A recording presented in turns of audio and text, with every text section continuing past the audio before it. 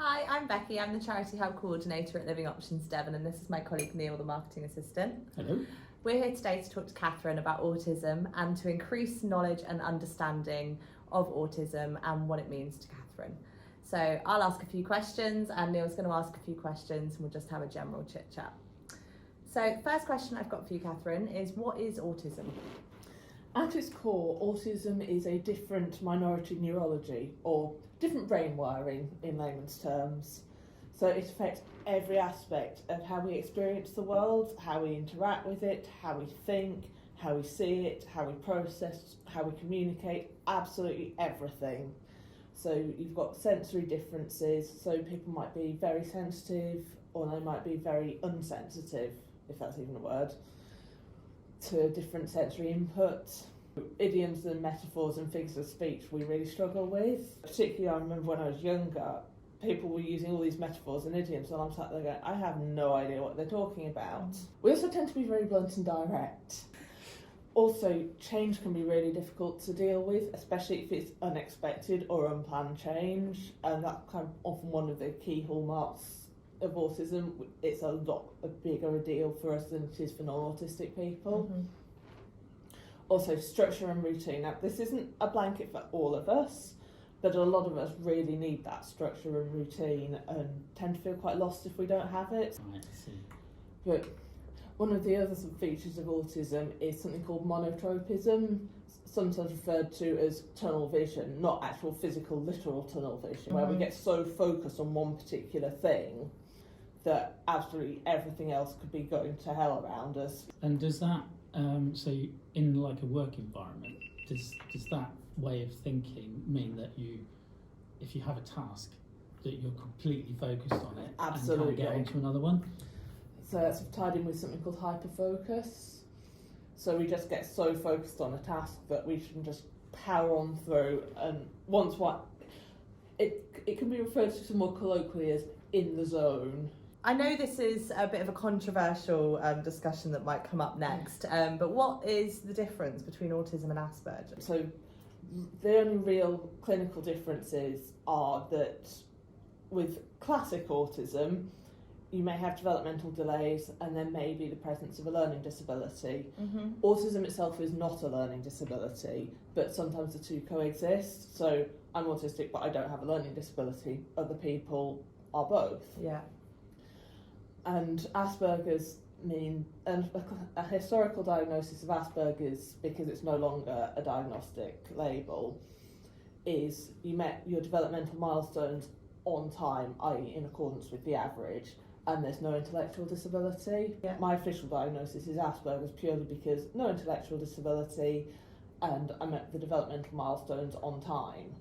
But other than that, it's like, well, I'm just autistic, and it removes that confusion.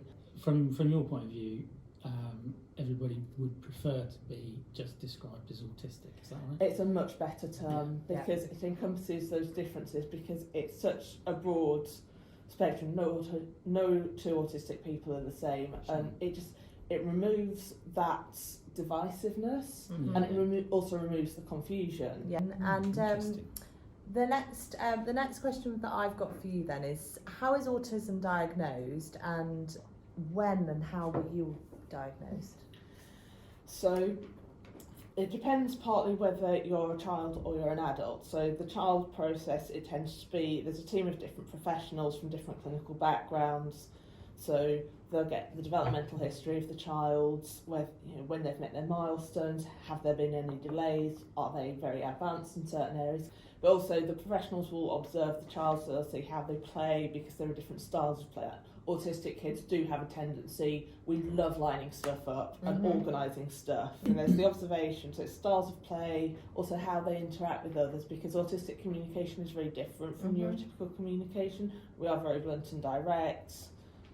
We tend not to pick up on the cues of non-autistic people. So this is why it's very much a difference, not a deficit.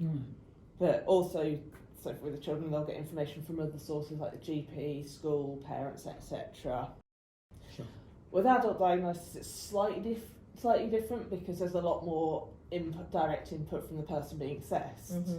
So in the UK, because it varies from country to country, in the UK you'll start the process by a referral to maybe the GP, or maybe if you're in a mental health setting, particularly an inpatient setting, the inpatient setting might refer you to the adult autism team. So you'll have the interview or interviews with the clinical psychologists.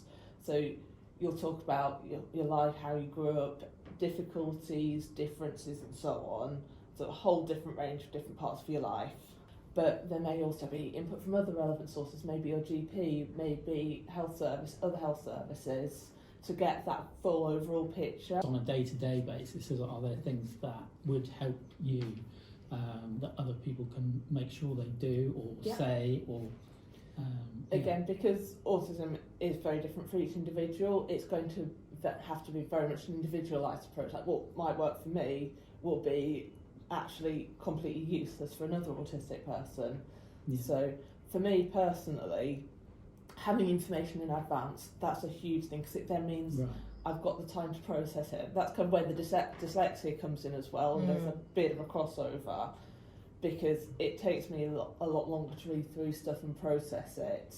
I can either focus on that, or I can focus on that, and I can't do both.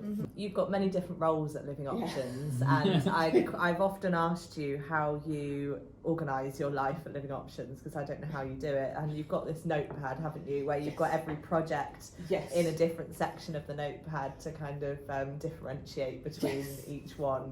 I love that you can get those notebooks that are split into the different sections. Also for me, I'm really sensitive to sounds, like really sensitive. It's particularly problematic if there are multiple noises, like say there's a conversation going on over there, there's the ice cream van going past over there, someone's got the radio blaring over there, there's another conversation over there, and for me it just all jumbles together in one big noise. But so every sound I'm really sensitive to. Sounds a lot of people won't pick up on. I hear like people, you go into a room, people are like, oh, it's really quiet. I'm like, but I can hear the lights humming, I can hear the fridge humming, I can hear the motorway 2 miles away. Yeah, so that seems like it's this similar thing to that focus. So your brain is obviously picks out certain things and focuses on them. But it has difficulty filtering out. Yeah, sure. One other thing I find really useful, having specifics. Autistic people do really badly as a whole with vagueness, and it's so stressful and so confusing. Having clear, explicit instructions, clear specifics. Growing up, my mum would drop hints, and we don't tend to do hints. We'd be sat there, and mum would come in and make a comment about, oh, the bin's getting really full. Now, neurotypicals would tend to pick up on that as a hint. That's a hint to do the bins. Sure. But Dad and I, because autistic, we'd just be sat there, like, oh right, that's useful to know. And we'd both tend to think, oh, in that case I'll use another bin. We wouldn't think, oh, she wants us to take the bin out. Are there any obvious myths that you would sort of want to debunk, if you like, about autism? Oh, where to start? So many. Let's pick 5. Otherwise I feel like we could be here for a while. So one of the big ones, that it only affects boys. And the diagnostic rates, at one point it was 10 males to every female, then it came down to about 5, now it's about 3, depending on which statistics you look at. Another big thing is there's this concept that the spectrum ranges from mild to severe, and it's like linear, and it's absolutely not. And my favourite visualisation of the spectrum is a slider board, so you've got lots of different aspects. So it might be spoken language, it might be stimming, self-stimulatory behaviours, it might be literal mindedness, a whole range of different aspects of autism. But I particularly love the slider board one because it represents the fluidity of it. So depending on different circumstances, someone might be doing absolutely fine one day, but another day really not coping at all. As you get older, you kind of learn to recognise the triggers and the warning signs, so you can manage it better. But yeah, there's still this concept that autism is mild to severe, and it is absolutely not. There is no such thing as severe autism. So that's a really big thing that so many people still buy into, and it's just not true. Yeah, so it's almost like the spectrum, as it were, is almost visually you could probably describe it as almost like a graphic equalizer as such, whereas if you're on the spectrum, your experience goes up and down all the time. Yeah, I love that fluidity of that slider board. Yeah. Because a lot of other visualisations, while they're really cool, they're very static, and it's not, because there are so many factors that affect your ability to communicate, your ability to cope, your ability to manage change. It might be tiredness, stress, pain levels, just got too many other things going on. A whole load of different factors have a huge impact on your ability to cope day to day. Cool. And so from the point of view of somebody who's newly diagnosed, have you got any advice for them? First of all, take time to process, because for some people, we knew we were going to get diagnosed, and it's nice to have that validation and that confirmation. But for some people, it actually comes as a bit of a shock. So take that time to process.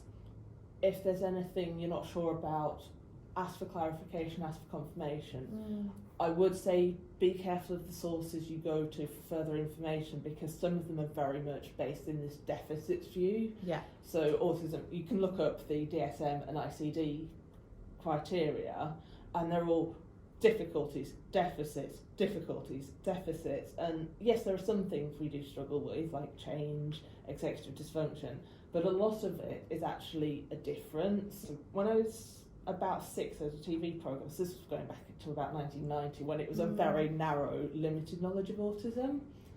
And so I watched this TV programme, and I'm sat there thinking, am I autistic? Well, I'm like that, and I'm like that, and I'm like that.